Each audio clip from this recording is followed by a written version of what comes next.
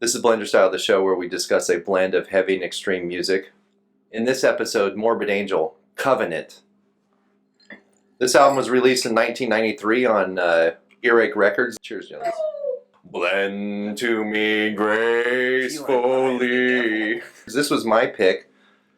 The first time I heard Morbid Angel was I saw that fucking God of Emptiness video, which is totally terrifying. It's like this priest or something that turns into this fucked up angel.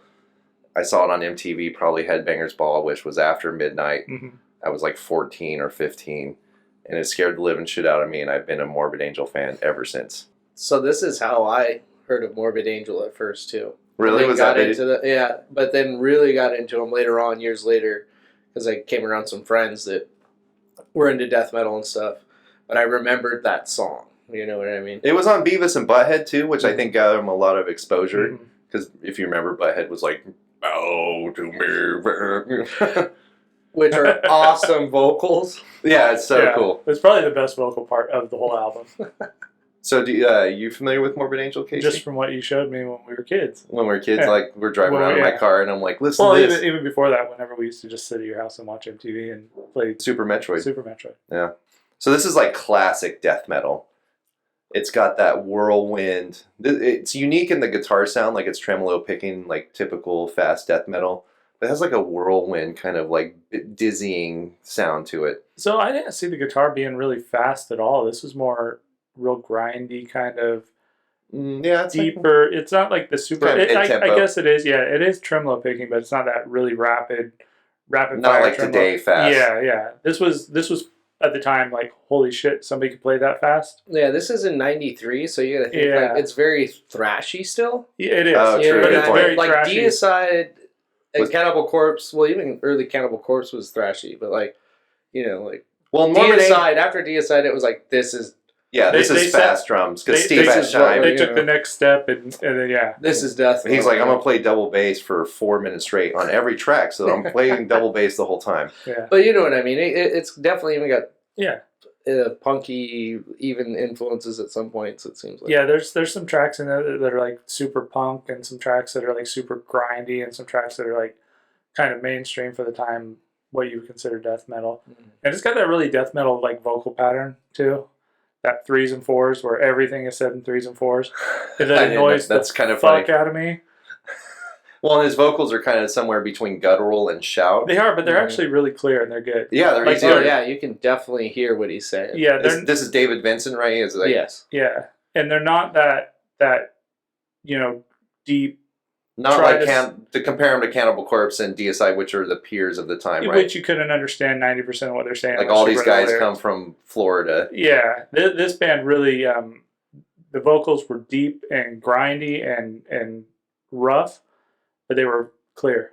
Yeah, easy to understand. Yeah, I just didn't like that. And vocal pattern, compared to those other bands, Morbid Angel's a little slower. They are, but it's got that groove to it. They're more accessible. Yeah, for sure. Yeah. Cannibal Corpse is kind of easy to listen to. True, yeah. I would say this album has almost no grooves, but when it has a groove, it hooks. It's for sure. Because I mean, like the guitar work in this, it's a frenzy. But yeah, this is death metal. Yeah. There's a shitload of guitar solos. There are a ton of guitar solos, and that's probably one of the best parts of this album. Because they're not like regular like Van Halen guitar solos. I guess I shouldn't say that because I don't listen to Van Halen. But they're not like Metallica guitar solos. He's basically just playing a shitload of high-pitched notes over it. They're trying to be really flary. And Trey is like doing interesting stuff, like making sounds, and it's like it suits the music in a way that's totally different. His guitar solos are very unique. The guitar actually goes along with like the occult lyrics and stuff too. It definitely gives you and takes you on a ride. It's definitely a feeling for sure. You know, it's hard for me to kind of pinpoint this, and I always kind of walk away, and forever when I've listened to this album is scary sounding. Like, it sounds evil. Like, there's definitely a dark element to it. Still to this day, too. I can't, it's bizarre. I don't know. I didn't get evil from this at all. You need to open your heart more. Let the blackness into you. Let the blackness in, yeah. Yeah, this was kind of one of those things, like Pantera, where you're past it, or music's evolved so much since this. Like, because I've heard newer Morbid Angel, and that's a hell of a lot better. And I think it's just a recording. Like you said, this was for the time. This was a huge step, and you could totally tell that it's dated or whatever. And so it kind of bugged me. It grew on me though. I'll say that. Like after about the first week, I did my initial review on it and went back and continued listening to it. And That's interesting because I haven't listened to this for the first time since the 90s. Yeah. So it took you a while to kind of get used to it? It did. Well, it took me a while to get back used to it. Like, if I had listened to this in the 90s when it came out, this would have been heavy as fuck. It would have sounded like, yeah. But I think just because of how much, not even like death metal, but just music in general has evolved and recording process has evolved, I think it kind of diminished the album. That makes sense. Took a while to get back into it. Well, I think sometimes the production of it is what makes you fall in love with it too. Because for the time, this is like the closest and best thing that death metal. This is the best they could do at the time. Exactly. And like this album definitely in like top 10 death metal albums that like did something for death metal for sure. Well, and I don't think a lot of studios knew how to record death metal back in the day, you know? Like they did the best they could, but you got to think death metal didn't have the budget that like the big bands that were coming out at the time did. True. So everything was done for as cheap as they could. So like you take the Metallicas and the Panteras of the 90s, and they had these huge budgets because they were such big bands, and you could tell in their production value.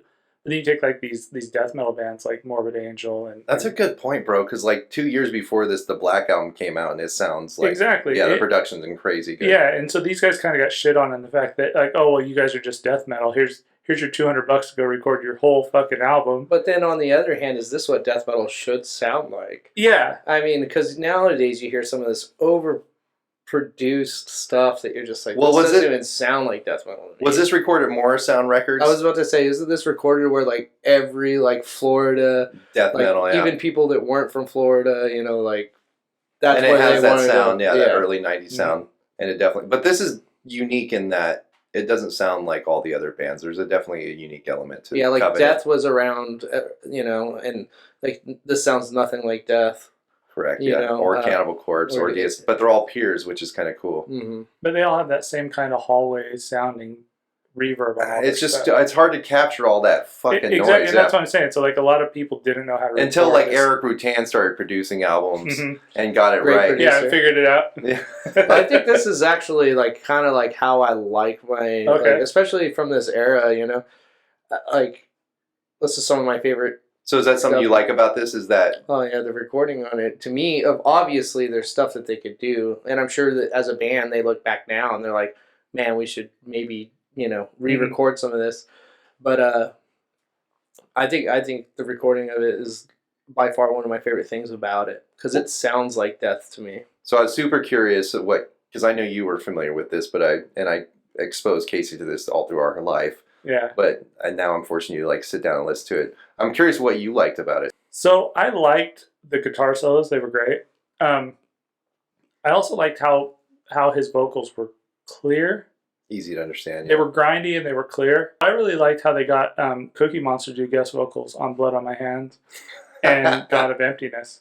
I thought that was cool because I didn't think Sesame Street played bald like that. Shut up. I did. He went too far for the cookie and bit his own fingers off. Yeah, there's a part in those two songs where he gets like I think that's the most guttural I would say that his voice sounds through the whole thing, and he sounds exactly like Cookie Monster. That's what all my friends growing up would call this shit. So but see, that's what you like about it. But I don't hear it anywhere else. It's just those two parts, and it's not even the whole song. It's like 2 verses on each one of the songs, or 3 verses on one of the songs. So the fact that he's able to do that and maintain it is cool. I mean, I wish he would have displayed his vocal range a little bit more, because I feel like with that, and then there was a couple parts like on the last track, the really deep voice that he does is awesome.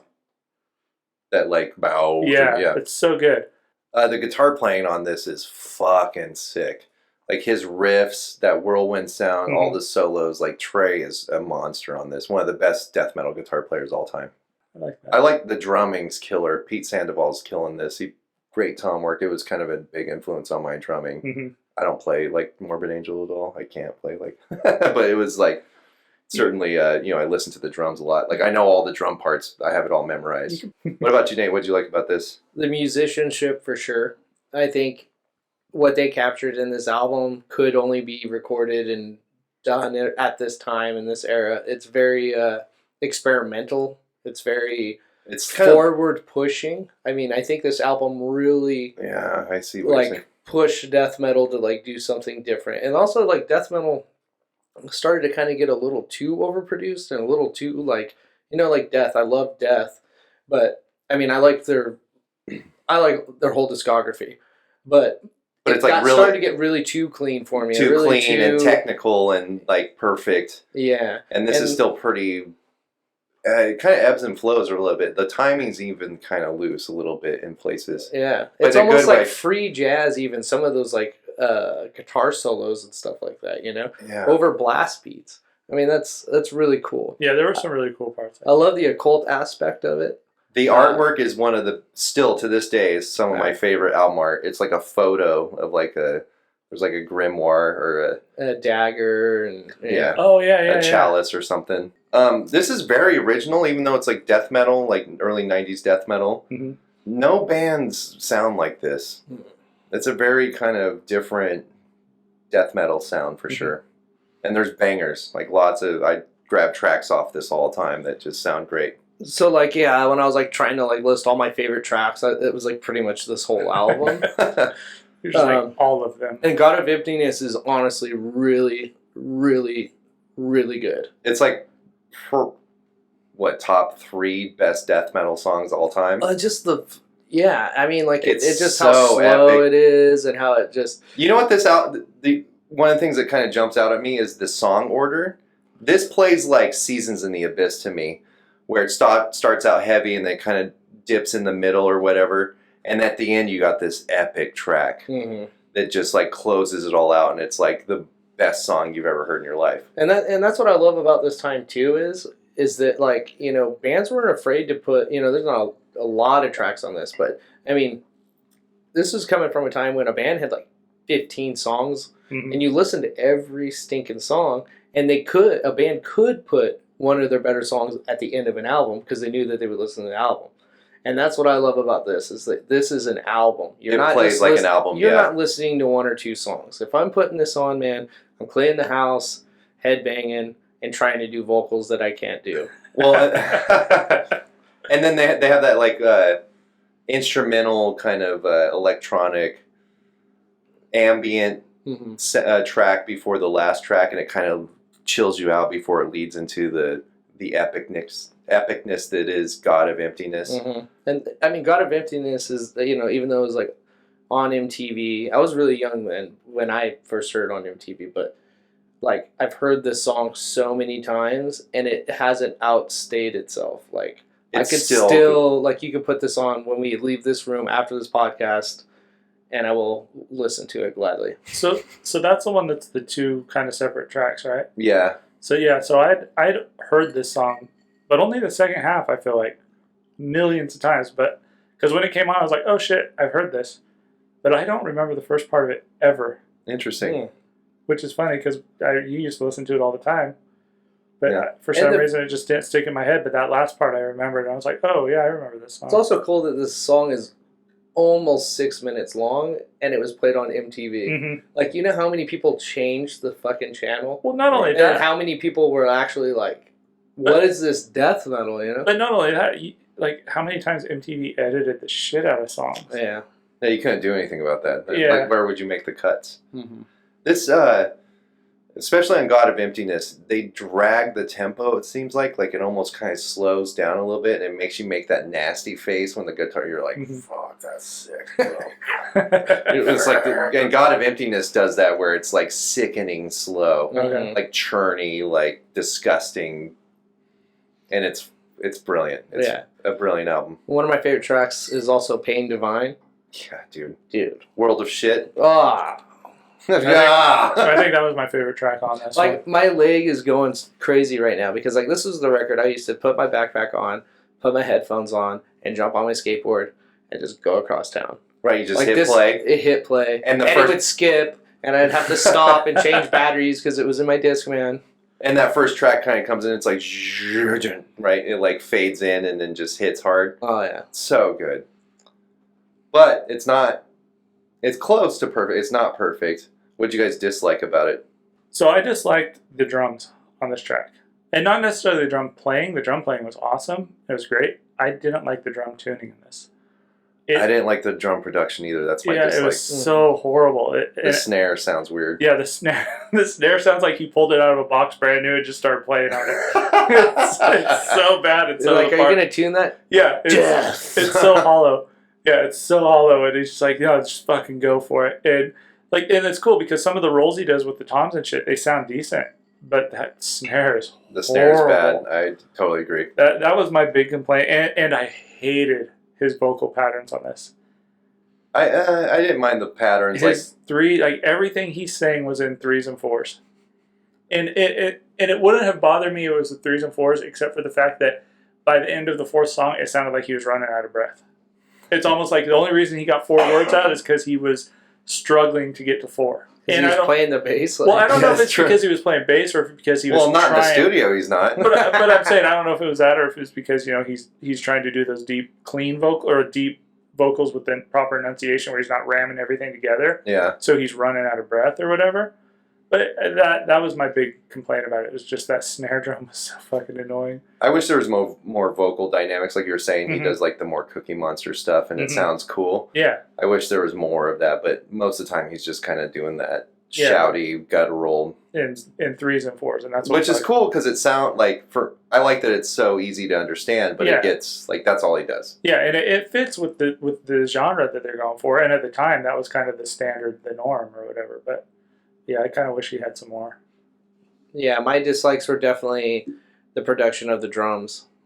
Also, I didn't hate it, but that was definitely like if I had to have a negative about it, because like I really tried to have a negative about this. And same, I'm reaching. Yeah, it was like I'm really reaching right now. I should probably punch myself in the face even, but like the drums, they definitely like they kind of like faded in and out at some points almost, and like you kind of really didn't grasp it. I don't know if that's because he's just so crazy time whatever, but I'm pretty sure that's not the reason. And maybe when when they did sound check, he like played at a certain volume, and then when he like played his performances, he just went for it, and they didn't prepare for that. I don't know. Yeah, the drum performance is excellent. It's the sound of the. But it's the it's the it's the sound of the drums for sure. Mix of it and everything, but that's me reaching, and that's pretty much the only thing I have that is a negative. Okay. Sorry, I ruined this for you guys, because now you're gonna listen to it, and the 3s and 4s are gonna bug the shit out of you. I might like the thing. I never really. I don't know. Pain divine. Fuck! Sing more than 3 words at a time. Well, it's because you like shit with a lot of lyrics. Yeah, I gotta have lots of lyrics. Well, and also it's not really like a lyrical. Yeah, I mean, like the lyrics play a big part in it, but it's not like you're there to thrash. You're there to headbang. You're there to I don't know. That's my opinion. You can't headbang when your mouth's on the mic. So I give this a 2.8 out of 5. It just wasn't my style. I think the drums ruined it for me, and the vocal pattern really got annoying. So this is one of those ones where I could listen to 2 or 3 songs and it's good. But if I try to listen to it all the way through, the little things start nitpicking at me to where it gets kind of like, okay, shut the fuck up already. It overstays its welcome. It does. And I'm not saying it's a bad album. It's just for a all the way through album, it doesn't work for me. So Nate, what do you give this? I would give this a 3.9. I really like what's going on here. I love the record from start to finish. I would listen to it as an album. The only reason why it doesn't get higher than that is just probably because of the drums and stuff. And so yeah, 3.9. What did you give this, Matt? You guys are crazy. I give this a 4.6. Oh, this is damn near perfect death metal. It's fast. It's evil. Guitar playing's great. The drumming's great. It slows down at the right parts. Mm-hmm. Morbid Angel Covenant is fucking killer. This is Blenderstyle. That was Morbid Angel Covenant.